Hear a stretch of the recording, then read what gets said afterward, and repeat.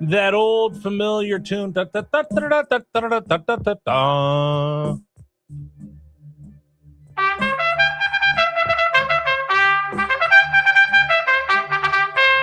Ah. It's the first leg of the Triple Crown coming up this weekend. I've never been to Churchill Downs. I've never covered horse racing per se. I worked in Vegas at Sports Talk Network, so we talk about the Triple Crown. But I do like horse racing. I will be watching the Derby coming up this weekend. But I'll be honest with you, I'm not up to speed when it comes to the horses this year and the jockeys and the trainers. I know Bob Baffert had been out for a while. He doesn't really have any horses that have any value this year. A couple long shots. I always look at the trainers, but I need to find out more. So do you. So let's get ready for the Kentucky Derby by talking to Daryl Wood. He's from the Virginia Equine Alliance, and he's our guest here on News Radio WRVA. Good morning, sir. Good morning, Rich.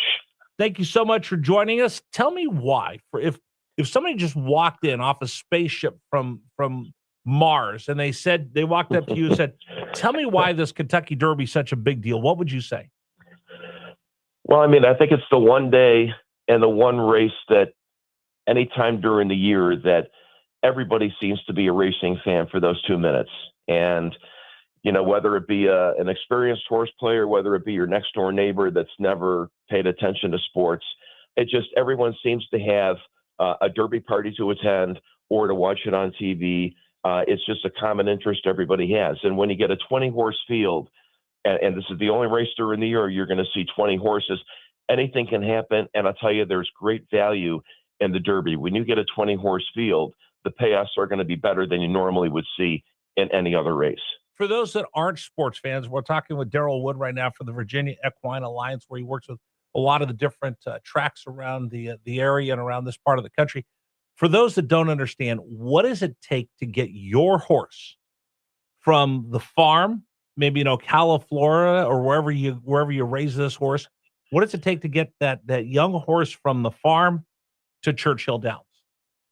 Well, it's not even that. It's any race period in any state. I mean, the effort it takes once you breed a horse and the full drops to raising the horse to training the horse, just to get the horse to the racetrack is an accomplishment. Whether it's a $5,000 race or like the Kentucky Derby, there's just pride in that, and the amount of sweat equity and the agribusiness benefits. All that is a big deal. But when you strike gold, whether it be the right breeding, whether it be the right training methods, and get to that first Saturday in May, with a couple 100,000 people in attendance in the world watching, boy, I can only imagine what that's like.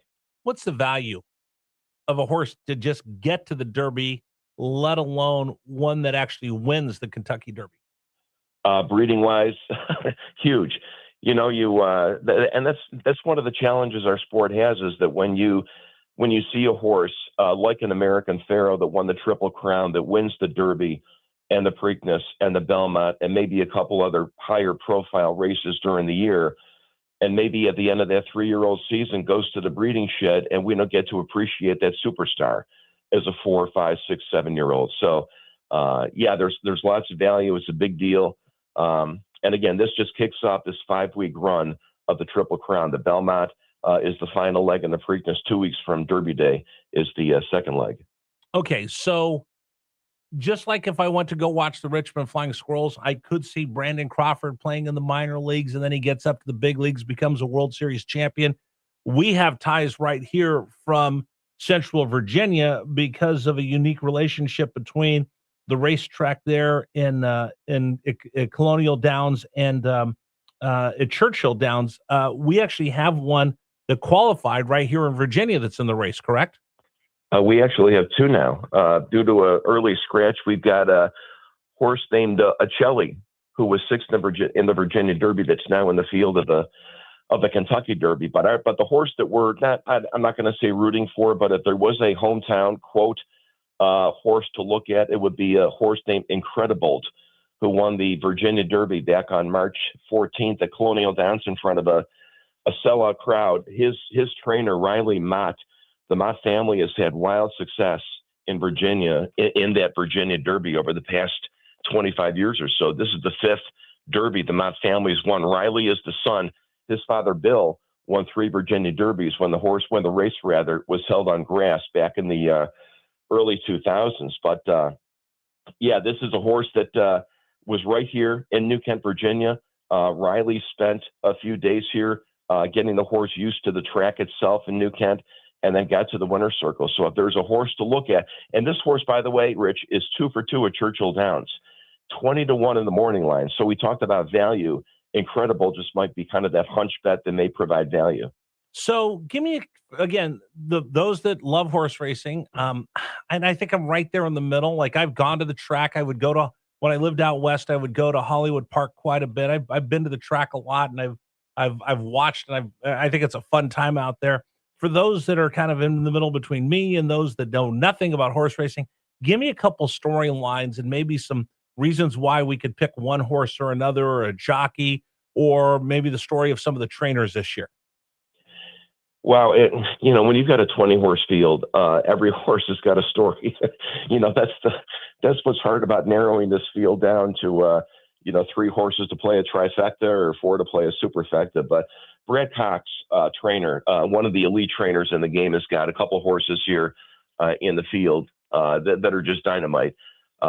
Further Ado and Commandment, and his horse Commandment especially, has won 3 consecutive prep races, all at Gulfstream Park in Florida, including the Grade 1 Florida Derby.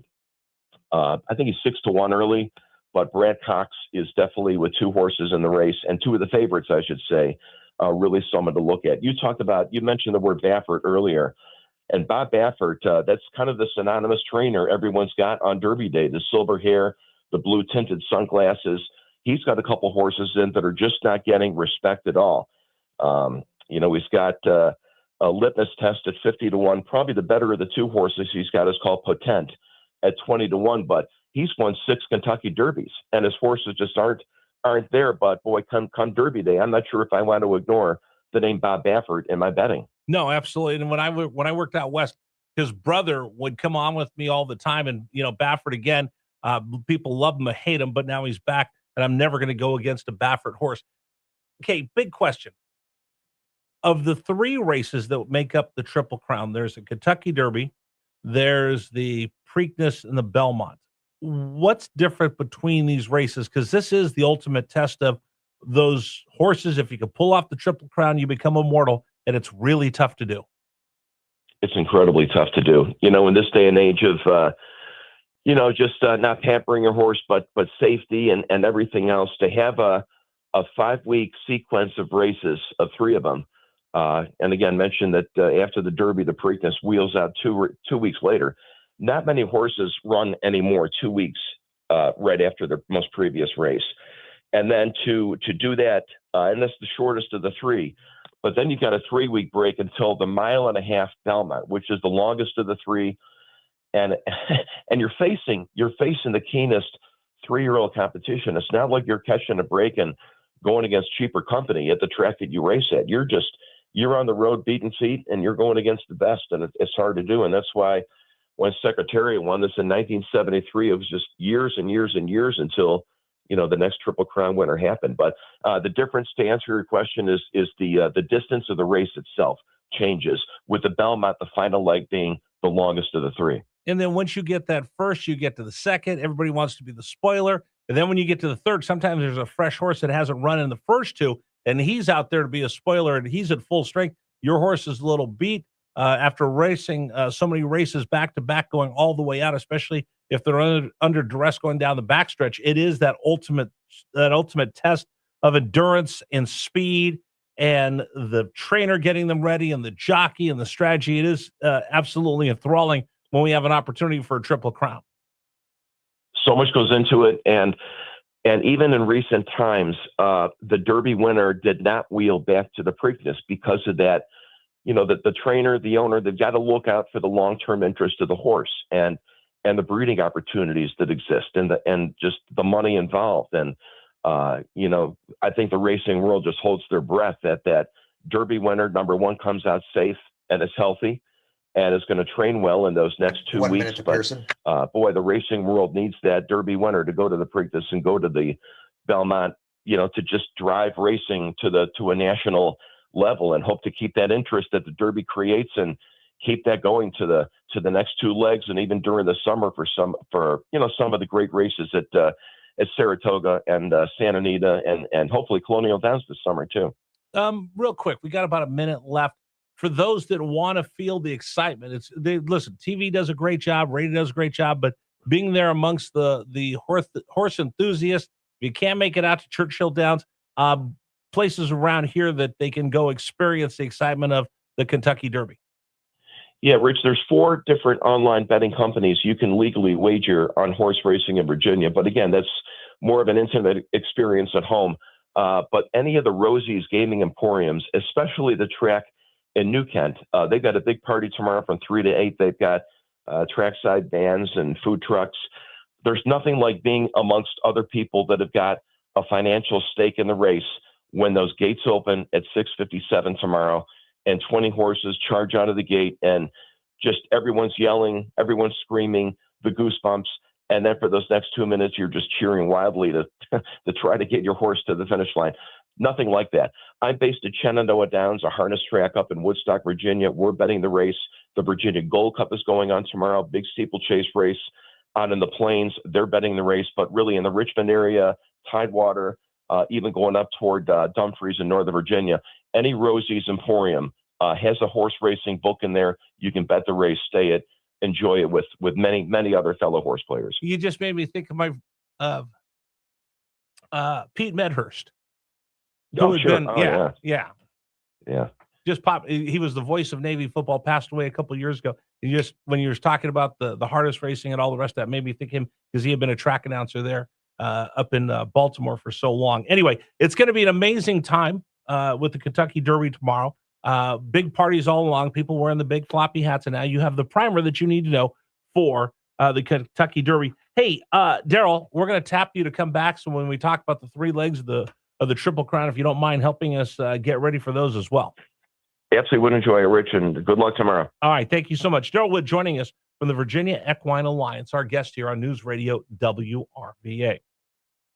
Kentucky Derby. I've worked in Vegas for the Kentucky Derby, done some track parties, never been. One day I think I want to go. A couple buddies of mine said it was amazing, so we'll see. But there is 2 different versions of the Kentucky Derby. Those that are sitting up in the highfalutin seats and suits and ties, they sit down in the infield. It's a big old party, remind you of a country music show. So maybe I'll go to both sit in both sides. Anyway, today's program brought to you in part by Signature